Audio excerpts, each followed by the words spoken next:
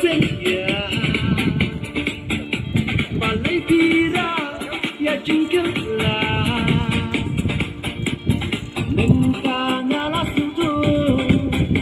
jinnya hana babu minta ngala sudu jinnya hana babu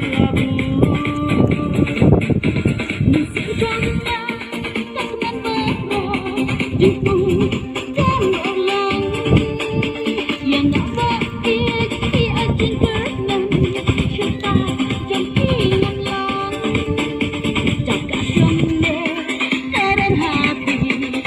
kajin men ibu semkin hilang sisa ujung kau berat hilang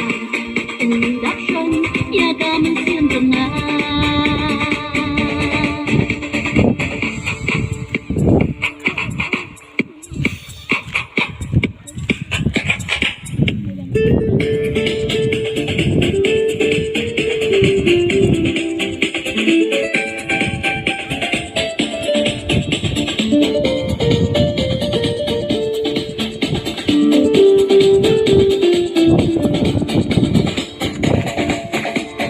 Pension feel ko item na